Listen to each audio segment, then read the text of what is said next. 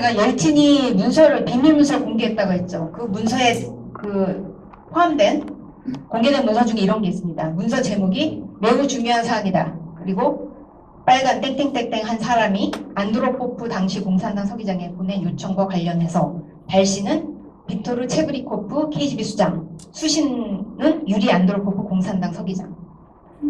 뭐뭐뭐뭐라는 사람이 로널드 레이건 대통령의 소련에 대한 공격적인 국방 정책을 저지하기 위해서 소련 지도층을 돕겠다고 한다. 땡땡땡. 근데 이 내용에 대해서 런던 타임즈가 보도를 했습니다. 근데 이 런던 타임즈가 보도한 똑같은 내용을 보도한 미국의 언론은 하나도 없었어요.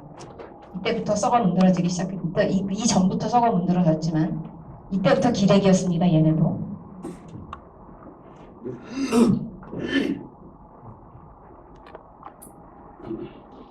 이 기밀 문서의 전문이 수록된 책이에요. 크루세이더라는 책인데 여기 아까 말씀드린 익명의 누구누구라는 이 사람이 안드로포프 서기장에 보낸 서신 중요 내용이 뭐냐면 레이건의 호전성으로 미소관계 악화가 우려된다. 레이건의 정치적인 고집 때문에 고집이 현존하는 위협이다.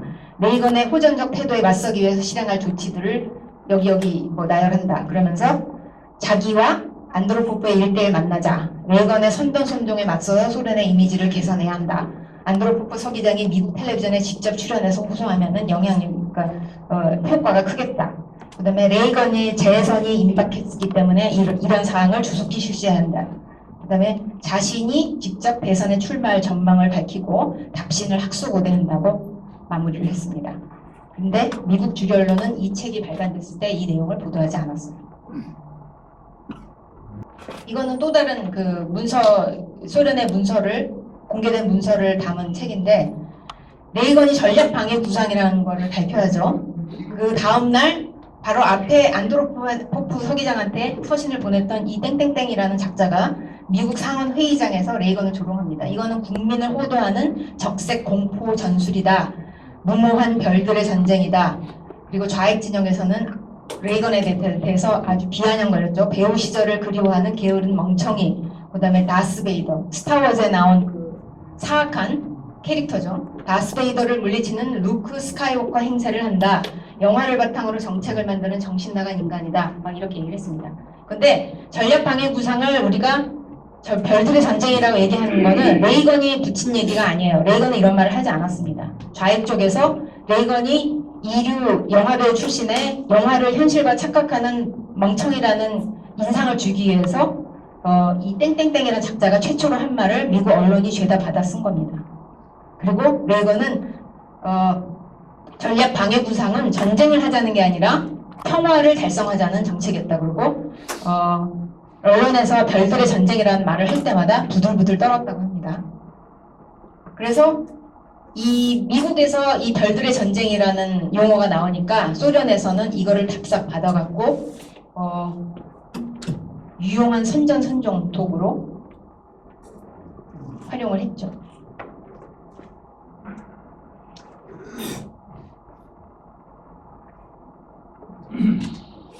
또 다른 내용이 담겼는데 이거 다 똑같은 사람입니다. 빨간 표시한 거는 자기 연락책 존 턴이라는 캘리포니아 주지사였는데 그 사람을 소련에 급파했어요. 그래서 당시에는 카터가 대통령이었습니다. 카터가 냉전의 긴장을 고조시키고 있다. 브레즈네프가 제안한 평화 방안을 왜곡하고 있다.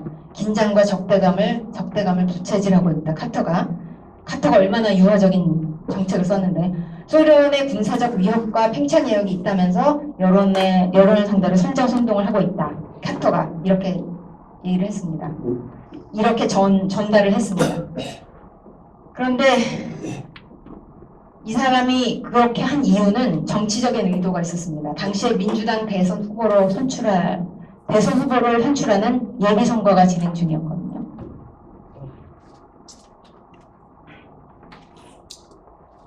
그 인물이 이 인간입니다. 에드워드 케네디. 미국의 민주당 쪽에서는 거의 영웅처럼 숭배를 받죠. 얼마 전에 결국은 지옥을 갔습니다만. 카터가 브레즈네프하고 키스하는 장면. 이 아주 그 유명한 사진이죠. 카터가 얼마나 멍청한 유화책을 추진한 대통령이었는지를 여실히 보여주는 상징적인 그 사진입니다. 이 공산당 지도자들끼리는 키스를 해요. 이게 뭐 형제를 과시하는 거라고 하는데, 그래서 이게 호네커 동독 서기장인가? 잘 모르겠는데. 맞나요? 맞아요? 브레즈네프하고 이렇게 얘네는 아주 입술에 대고 키스를 합니다. 얘네는 뭐예요? 둘 중에 하나는 공산주의자와 이게 통하는 거 아닙니까? 형제 간의 키스는? 얘는 뭐 하는 애들이에요? 얘네는?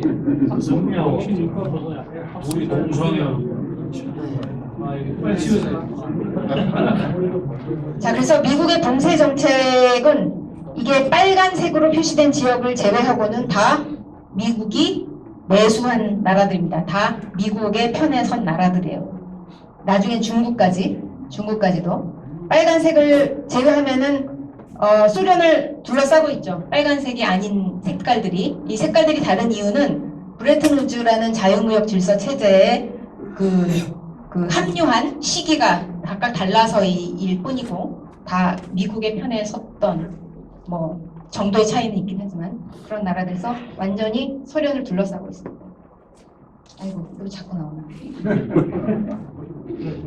시간이 벌써 저렇게 다 건너뛰고요. 이거는 이제 87년에 고르바초프가 레이건 대통령이 베를린 장박에서 한 유명한 연설이죠. 고르바초프 씨, 이 벽을 허무시오. 이거는 이제 베를린 장벽 무너지고 사람들이 그 벽 위에 올라가 있는 장면입니다.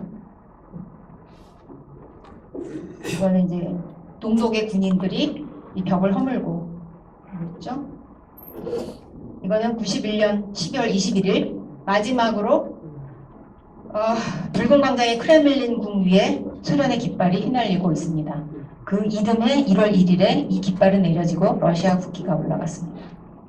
그리고 같은 해 91년 12월 25일 날 고르바초프 서기장은 TV를 통해서 사임을 발표합니다.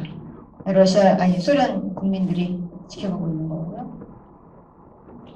그래서 이 조지 캐넌 2005년에 돌아가셨는데, 이분은 그 전쟁론으로 유명한 클라우제비츠가 말한 전쟁과 외교와 가치관의 싸움은 수단을 달리할 뿐 하나의 연장선상에 있는 전쟁이다 라는 구절을 바탕으로 충실히 전략을 수립하고 실행한 분입니다. 그래서 2차 대전으로 이어진 회유책과 독자주의를 거부하고, 그 다음에 당시에 핵시대에 만약에 일어났다면 참사를 낳았을 제3차 세계대전도 피한 탈출구를 조지 캐넌이 미국의 봉쇄 전략을 통해서 제시한 거죠. 근데 냉전이 종식된 다음에 미국의 동맹은 아직까지도 거의 유지되고 있죠. 소련의 동맹은 이제 없죠. 그러니까 미국의 체제가 우월하다는 것을 증명한 겁니다. 소련이 탄생하기 13년 전에 태어나서 소련이 붕괴되고 13년 후에 돌아가셨습니다. 저는 존 루이스 게디스의 초판 미국의 봉쇄 전략이 나오고 13년 후에 그 책을 처음 봤고, 개정 증보판이 나오고 13년 후에 그 책을 다시 만나서 번역을 하게 됐습니다.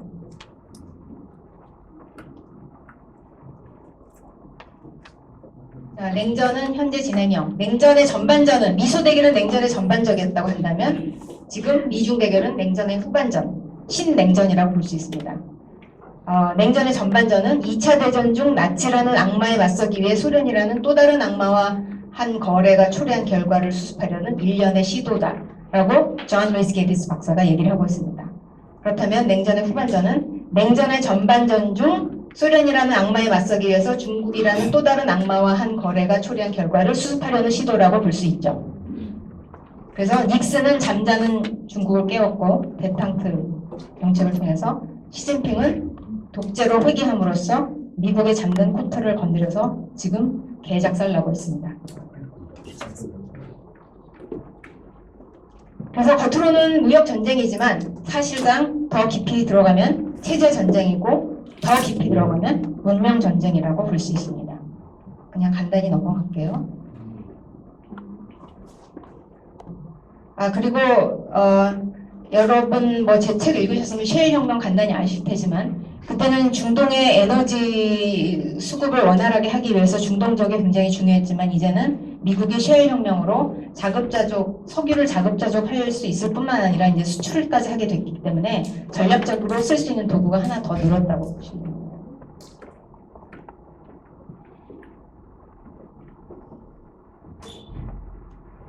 그래서 봉쇄 전략은 여전히 유효합니다. 헤리 카지아니스라는 젊은 학자가 중국은 소련에 의해서 이제 새로운 악의 제국으로 명명됐고 자기가 보니까 트럼프는 레이건이 추진했던 전략을 그대로 따르고 있다고 합니다. 레이건이 암살 당할 뻔했죠. 암살 당할 뻔하고 병원에 실려가서 들것에 누워갖고 수술 치료 들어가면서 아직 정신은 있으니까 의사한테 그랬대요. 당신이 공화당원이기를 바란다. 집도를 해야 되니까. 그랬더니 의사가 대통령 각하 오늘은 미국민 모두가 공화당원입니다. 그렇게 딱 얘기를 했대요. 정말 멋있는 사람이죠. 우리는 아마 속으로 죽어라 그랬어요. 반대편에서.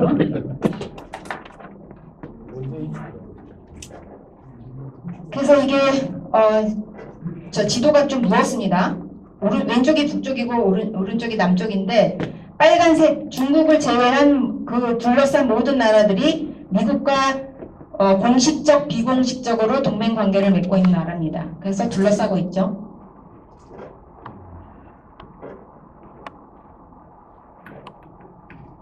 자, 그 빗살무늬로 된 데가 냉전 시대 때 미국이 신경을 많이 썼던 지역입니다. 근데 이 지역은 앞으로 갈등이 발생할 소지가 많이 큰 지역으로 변하고 그 다음에 미국이 신경을 쓸 나라는 점선 아래에 있는 나라 점선 안에 있는 나라 동남아시아, 호주, 뉴질랜드, 그 다음에 인도, 그 다음에 중남미는 항상 중요했습니다. 미국의 뒷마당이기 때문에 여긴 옛날에 유럽하고 갈등 관계 있으면 유럽이 넘봤지만 이제는 중국과 러시아가 많이 침투해 있죠. 그래서 그거를 제거하는 게 아마 그것도 큰 일일 거라고 생각이 듭니다.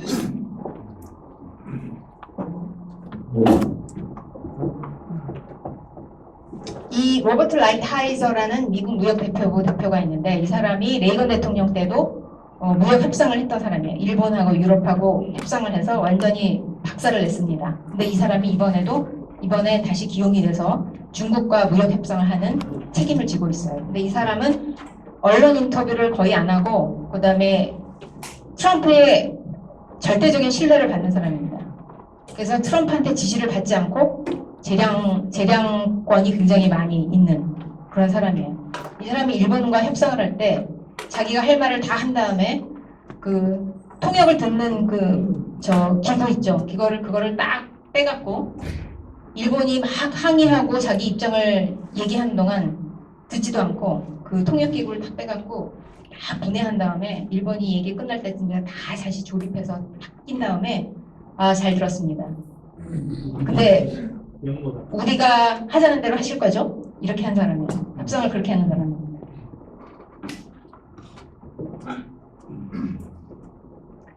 자, 소련이 붕괴된 다음에 프랜시스 후쿠야마라는 학자가 역사의 종말과 마지막 인간이라는 책을 써서 서구의 자유민주주의가 이제 완전히 승리를 거두었다. 이제 경쟁 같은 건 없다.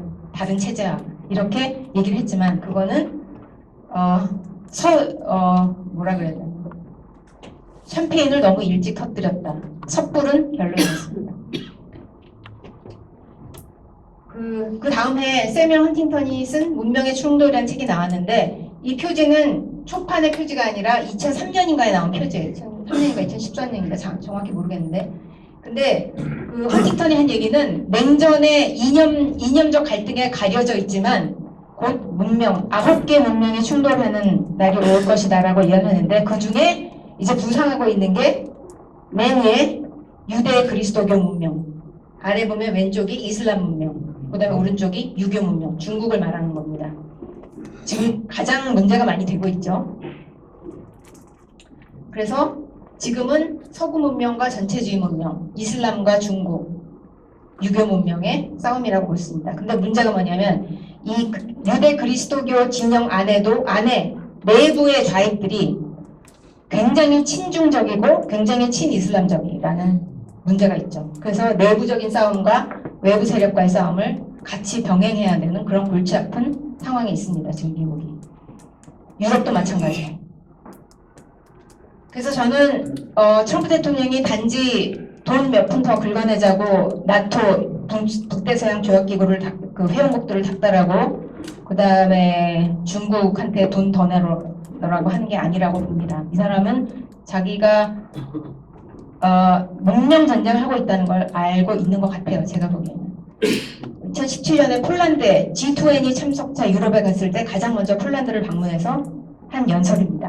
서구 사회를 지키기 위한 투쟁은 전쟁터에서 시작되지 않는다. 우리의 정신, 우리의 의지, 우리의 영혼에서 시작된다. 서구 사회는 생존을 위해 싸울 의지가 있는가? 어떤 대가를 치르더라도 지킬 만큼 우리의 가치에 대한 강한 확신을 지니고 있는가? 이런 얘기를 했습니다.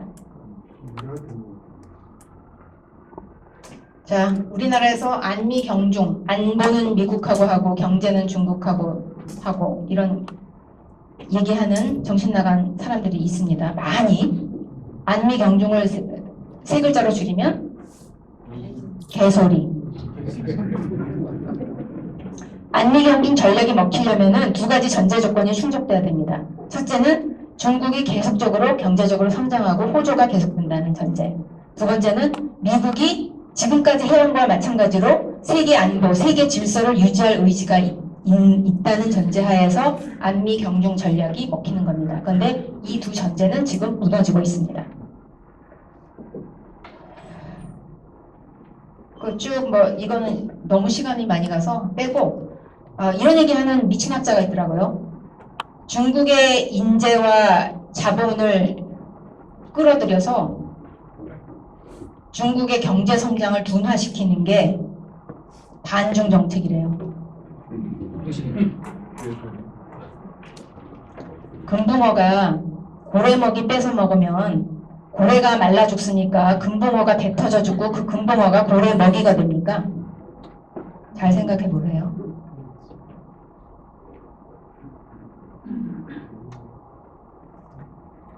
자, 21세기 뭐죠? 까먹었네. 21세기 패권과 미국 패권과 지정학인가? 이제 제가 번역한 책 제목도 생각 안 나는데 하여간에 피터 자이언이 10월에 우리나라 방문했을 때 조선일보와 한 인터뷰인데 이 인터뷰 기사의 제목을 잘 보십시오. 한국은 중국인지 일본인지 선택하는 순간이 올 것이다. 미국과 중국이 아니라 중국과 일본 사이에 선택해야 되는 순간이 올 거라고 했습니다. 왜냐? 미국은 당연히 친구로 꼭 붙잡고 있어야 될 나라이기 때문에 그런 거죠. 그래서 앞으로 쇠퇴할 중국과 앞으로 부상할 일본 사이에서 선택할 기로에 놓일 것이다 라고 얘기했습니다. 당연히 우리는 일본하고 손을 잡아야죠.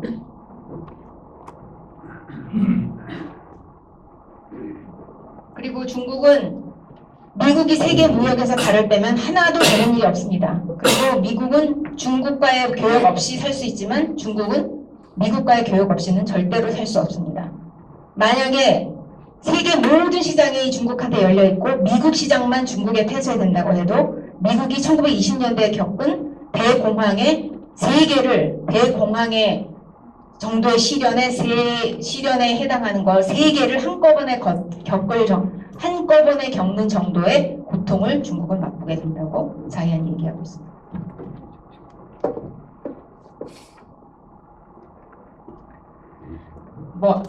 마지막으로 그냥 재미있는 얘기 하나 해드릴게요. 이 추수감사절 11월 28일이었나? 그 전날, 추수감사절 전날 트럼프가 트위터에다가 로키 근육질 몸매 사진에다가 자기 얼굴을 합성한 사진을 트위터에다 올렸습니다. 하여간에 장난꾸러기예요. 이래서 이제 부들부들 떠는 거죠. 미국 언론들에서. 그러고 나서 기사가 났습니다. 그 다음날 아침에 10시. 트럼프는 추수감사를 어떻게 보낼까? 이거는 추측 기사예요. 이렇게 보내고 있다가 아니라 트위터 지지나 하고 골프나 치고 그러고 있겠지. 그런 추측 기사를 쓴 겁니다. 근데 추수감사절 전날 저 로키 사진을 트위터에 올린 다음에 트럼프는 대통령 전용기라는 표식이 돼 있지 않은, 아무 표식도 돼 있지 않은 비행기에 올라탑니다. 그리고 자기 전용차와 경호 차량들을 골프장으로 보내요. 그리고 그 비행기는 아프가니스탄으로 향합니다. 그리고 아프가니스탄에 짠 하고 나타나요. 이게 비행기에서 내리는 모습입니다. 뭐 정치적 맥락과 트럼프에 대한 호불호를 떠나서 굉장히 멋있게 잘 찍었죠, 사진이. 그래서 트랩을 딱 내리고 이렇게 배식을 합니다, 장병들한테. 그 다음에 정전기사가 나왔어요. 트럼프는 추수감사를 어떻게 보냈을까? 이것도 사실이 아니죠. 골프를 안 쳤으니까. 트위터질하고 골프질하고, 그리고 마침내 아프가니스탄의 장병들을 깜짝 방문했다. 이렇게 썼습니다. 제시카 콩이라는 그 기자예요.